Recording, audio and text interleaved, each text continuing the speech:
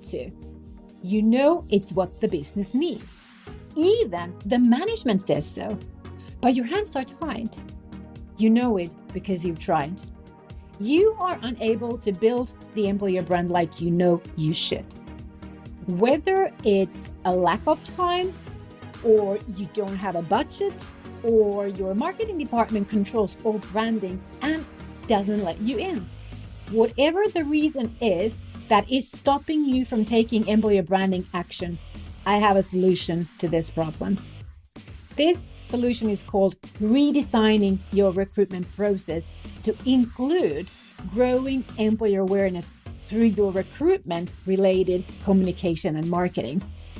And if you want, this solution can also include helping you to build yourself a recruiter brand, which can help you even better in connecting and building trust with those job seekers and obviously succeed better in your talent acquisition job.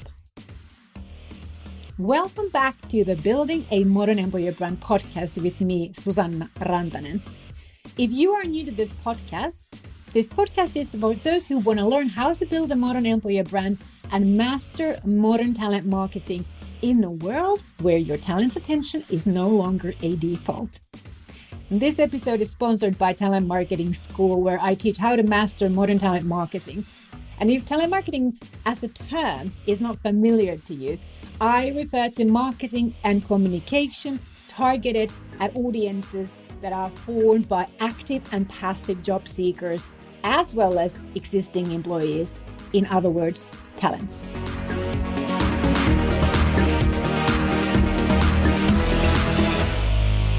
This week on the Building a Modern Employer Brand podcast, I want to share with you, I want to talk to you about, I want to discuss with you an idea that I have on how to redesign your recruitment process to leverage communication and marketing much better than you do today to help you build employer awareness, as well as convince and convert your relevant job seekers to your recruitment processes. Let's go. Why developing your employer image during recruitment processes can be the perfect solution for you.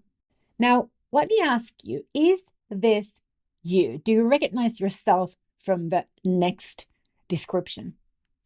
You know a more attractive and well-known employer brand would help you to succeed better in hiring and meet your recruitment goals. You have tried to bring this up with your boss, with marketing and the company management, and they actually all agree. But you won't get a budget. You won't get any help. You don't get any support. And marketing is controlling all branding activities, and you are not welcome to pitch in. Now, of course, this makes you frustrated, annoyed. You are ready to hand in the towel unless something changes. Now, we all know if you can't change what other people do or think, what about changing what you do? Now, tons of people working in HR and talent acquisition are struggling with this very same challenge. And just last week, I witnessed this myself, yet again, where everyone in the organization agrees employer branding is critical for the business. It's been put in the strategy, even in the business strategy.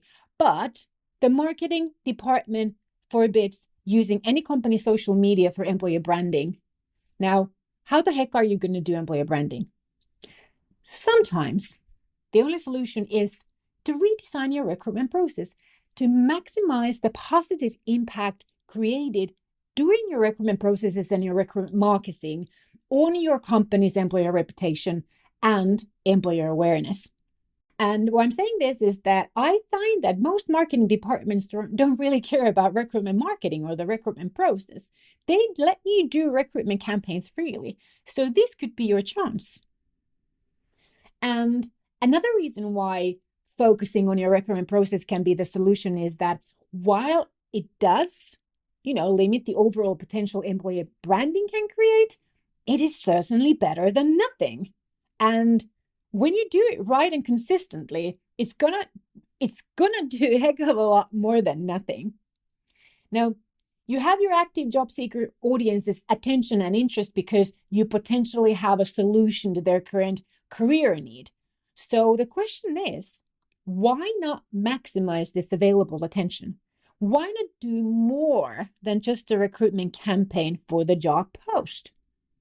I know. You fear that you don't have the time or you don't have the capabilities to do more. But if I'm being honest with you, because I've also worked in recruitment for many, many years, and I think that you do have the time and the capabilities and the skills you can always learn. It's just a matter of you arranging your available time.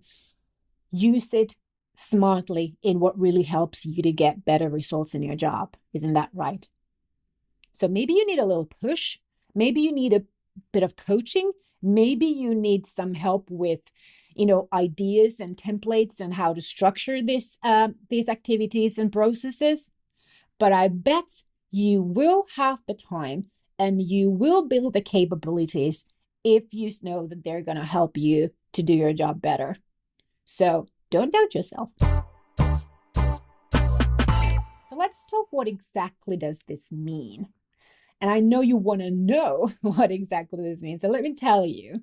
So this means that we are going to redesign your recruitment process to include a couple more additional repetitive processes that cover growing employee awareness, building your talent network, and what is really super important here is attaining trust in you as the recruiter within your growing network. The focus is on how to use communication and marketing to do things like grow awareness and consideration towards your hiring needs, to answer questions your candidates are likely to wonder about and research for when they're trying to figure out if they should send your vacancy, their application, to create better candidate experiences and increase the likelihood of candidates committing to your recruitment process instead of exiting it the hard way. If you've worked in recruitment a lot, you know this happens when the length of the recruit or the selection process is when it's long. So you start losing candidates. So you don't want to do that if they're really good candidates. Also, to build you a prospect pipeline and network, if that's something that you haven't done that much as a recruiter. And this is my favorite one. And I know that this is probably to you something that you might fear the most, but how to empower your own social media profile, yours, as a recruiter, to increase your professional impact and, help you to even elevate your career. If this sounds overwhelming, I want you to stop fearing so and feeling so. Because, everything new sounds overwhelming at first, but when you pick it apart, you'll see it's actually tiny little things, tiny little steps, and you can tackle one by one, forming the big, not so monster whole anymore. And let's keep in mind, why would you start redesigning how you hire? Obviously, you would go through this to help you to reach your recruitment goals better. You would go through this to improve candidate and applicant experiences with you or with you and your organization that are going to result in a more positive employer image and reputation. Yes, they will. You would go through this to help yourself to gain trust among your target applicant audiences. You also would do this to achieve a position as a recruiter that when people who you approach with your career opportunities and you want to speak with them, they want to speak with you and hear what you've got. You would go through this to gain better control in getting active and relevant job seekers to consider the roles that you hire for, and to convert your active applicant audiences to candidates in your recruitment processes. You really would go through that, wouldn't you? You would go through this to build yourself a pipeline of prospective candidates. You would also go through this to learn how to easily use communication and marketing to get your word across and gain attention to your recruitment needs. And might I add, if this isn't going to help you to also further your career as you become recognized as a real recruitment pro, I don't know what is. So sometimes you just have to take the matter into your own hands. And I'm telling you, if this helps the team leaders to get the people they need, you'll be forgiven if you cross the marketing rule book barriers anywhere. After all, if you help solve business and career problems, you're going to be the one everyone wants to work with. Yes, I'm getting to it.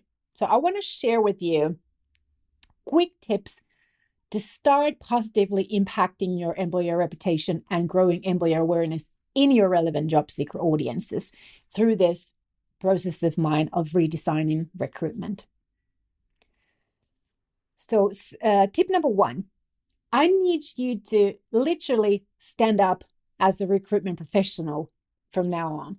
Reposition yourself as your target audience's career manager. Reposition your mind, your frame of mind, thinking that you are not just working for the hiring manager or the organization that you hire for or your client. You need to also work for your target audience, those job seekers. Recruitment is very much about selling the job opportunity and the better life benefits that come with it. So you are the salesperson. Your job is to convince and convert the people you want to hire or present to your hiring manager or your client.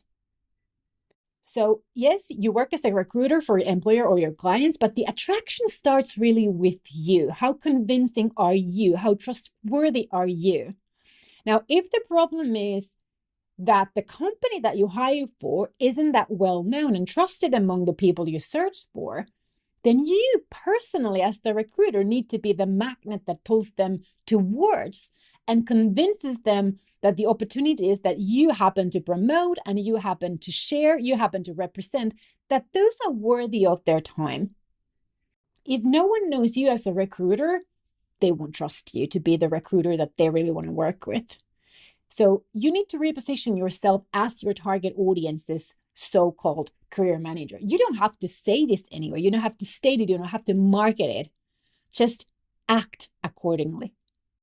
So you need to go from, I need to hire now, we need to hire now, to how can I help you as a job seeker to progress your career within the opportunities and the industries, for example, that I represent. This way, you are going to be so much more interesting and valuable in the eyes of the people that you want to have access to and to have a professional relationship with. Tip number 2, make great communication as your asset, because great communication and great communicators are always remembered. So in addition to being a real talent acquisition professional and developing your skills in that trade, you also need to develop your skills in communication and marketing. But the order of importance is first in communication, then in marketing. You need to be a great communicator in all areas of hiring, in the recruitment marketing phase, in direct sourcing, when you interview, when you juggle through the selection phase, when you respectfully decline the candidates that you are not proceeding with at this time, when you build your talent pipeline, when you communicate with your hiring managers or clients, and when you close each recruitment process. Now, I want to ask you a question. Do you know what makes a great communicator? I picked these very important 3 characteristics from a very talented communicator called Donald Miller. So he says that great communicators share 3 key characteristics. Number 1, they are understood.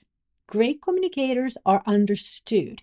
They know how to articulate their thought into a clear message. Number 2, great communicators are interesting.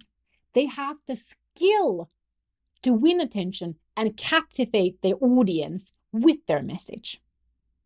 And number 3, great communicators inspire change. A message that fails to inspire the audience for change fails to impact. And I want you to understand that change doesn't need to be like a life-altering physical change. It can simply be, I'm going to put down this task and I'm going to take a look at this job opportunity right now because I am inspired about what it could mean for my career. Tip number 3, take the first step in redesigning your recruitment process with a little analysis. Look at your current recruitment process, your personal style and your way of working in talent acquisition. Take a piece of paper or obviously your computer, write down each step or phase your normal way of going about hiring includes. Write them down and highlight each step or phase where you feel that better communication would most likely help you to gain better results. Next, now that you have this list, write down 1 or 2 ideas you'd love to do or learn to do within communication if you only knew how to, or if you only had more time to figure it out or help to figure it out. Just 1 or 2 that pops into your mind. And if more ideas pop into your mind, feel free to jot them down. But the point here is that you don't have to start with the huge list of ideas. Just 1 or 2 will suffice. So what did you come up with? If you want to ask me for some tips on how to start working with your recruiter profile, simply just send me a direct message either on LinkedIn or Instagram at Talent Marketing Pro. And you should know that I'm planning actually a program for this, coaching program for this. I've got some additional reading and listening for you. So if you want to listen to it after this podcast episode, go back to episode 82. This is about the 3 characteristics of a great talent marketing communicator. And if you prefer to read it on a blog, then you can find this at modernemployerbrand.com/podcast82. Alrighty, folks. That's all for this week. If you forgot already, I want to remind you that my name is Susanna Rantanen, and I teach you all you need to know about mastering modern employer branding and talent marketing. Come back next week to learn more about how to build the modern employer brand and adapt to these changes that are making it more and more difficult to convert our audiences into employer brand and other talent marketing value. Moi moi!